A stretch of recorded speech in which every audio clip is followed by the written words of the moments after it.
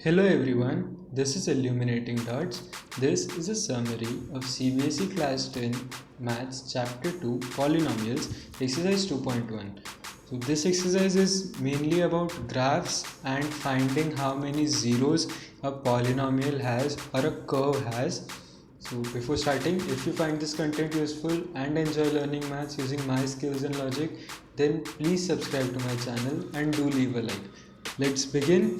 So the most easiest part of 10th standard is this exercise because it has nothing and it will easily give you 1 or 2 marks for sure. Now this question is usually asked for 1 marks, so not very happy ending, but yeah, it's very easy and it can really very easily get you 1 mark. So this exercise is about parabola. So what's a parabola? Now suppose there's a graph. Now this is an x-axis and this is a y-axis. Now here the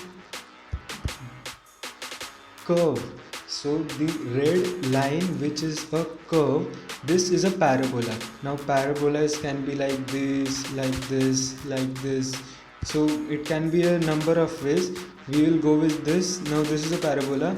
Now it's not necessary it should cut any axis. This is also called a parabola, this is also called a parabola, so that's nothing too much to worry about. Now if we go with this, so this is a parabola which is curving here. So next thing, if the okay, before starting that, there are a number of types of polynomials. So if I say there is something called as linear polynomial. Now linear polynomial is something which has a power of 1. So a plus 2, this is a linear polynomial. Why? Because a has power 1. So naturally we do not write 1 as the power, so because it's understandable. So a has power 1. Now a plus 2, this is a linear equation, linear polynomial.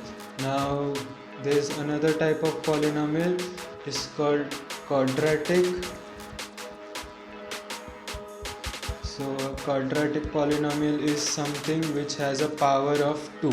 So m square plus 9, this is a quadratic polynomial because it has power of 2 with it. So the variable has power 2. Now another type of polynomial is a cubic polynomial. Now a cubic polynomial has the power of 3. So this can be written as n cube plus m square, or if we want to simplify it, n square minus n plus 3. This is a cubic polynomial.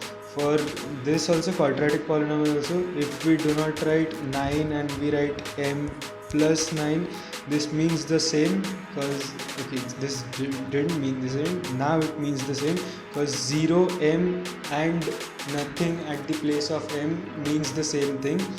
So if we do not write that also, it's not much of a problem. So yeah, after this cubic polynomial is done. Now so let's begin with the exercise. So exercise 2.1. so this exercise is very easy, it need not be understood, but the basic part is the graph is always of y is equals to p of x. Now remember this, whenever it is given y graph of y is equal to p of x, this means when it is a graph given, the line or the parabola should cut the x-axis to find its zeros. So yeah, okay, let me explain it to you a little differently. Now we have the graph here. Now the first question is, a straight line is drawn without touching, only touching the y-axis. Now this, we have to find the number of zeros of p of x. So this is x-axis, this is y-axis. Now since this parabola, wait, let me highlight it. So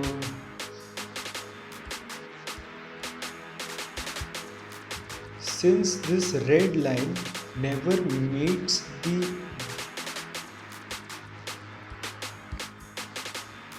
so this red line never met the x-axis, so this polynomial has no zeros. Why? If the graph is of y is equals to p of x, then it means that the number of zeros will cut x somewhere or the other. Now p of x means the value of p of x is equals to y. So x can be any number, y can be any number, but for that x should be a number, so it should cut x somewhere or the other. Means the parabola should cut the x-axis somewhere or the other. Now first of all, this is neither a parabola nor it is cutting x-axis anywhere, so naturally it comes that it has zero zeros. It has zero zeros. Why it has zero zeros? Because it never cuts the x-axis. Now if we take the third question, it's okay, so let me draw that again, the graphs here. Now the figure is something like this. So here this is a parabola. First things first, x and y. Now you can also name this x, y dash and x dash. In the exam you don't have to draw this, you just have to write the number of zeros. So this has, okay, so it touches the or cuts the x-axis at 3 points, here, here and here. So it clearly states that it has 3 zeros. 1, 2, 3. It has 3 zeros. If it wouldn't, it would have touched x-axis more than 3 times, it would have been more than 3 zeros. So yeah, it's just simple as that. If I do not explain it logically and you just have to memorize it, so easiest way is the number of times it touches the x-axis. Write the number of time it touches the x-axis as it is. No need to prove anything, no need to think about anything else. That's very simple. Now the sixth question, this usually tricks people, because whenever someone teaches them, they tell them the parabola or the curve cuts the x-axis. They seem to understand that when they say it cuts the x-axis, they mean it intersects it and goes to the opposite side. Now that's not what we mean. We mean that it should only touch the x-axis. Now here the parabola or the curve touches the x-axis here and here, but usually people think it isn't intersecting, so they do not take these 2 points into consideration and only write this one, because they can see it intersecting, because it goes in the second quadrant also and the third quadrant also. So keep in mind, whenever a line or a parabola even touches the x-axis, it is meant that it has a zero. So it is a zero. Now here, since it meets thrice, so it has 3 zeros. And that was very simple. If you don't use the logic and you simply do it, then it's nothing much about it. Just count the number of times it touches the x-axis, that's it, nothing much. So yeah, that's what's it. Yeah, that's it. Now okay, so I will be putting the video of the next exercise in 1 or 2 days. So yeah, if you will be waiting, I will be really hoping you should wait. Sorry for that. Now yeah, so this was it. Now this exercise is very easy. I know all this is very boring, but still I am saying, please subscribe to my channel and do leave a like. And if you have any doubts, do comment below. I will make sure to answer it or make a video of it as quick as possible.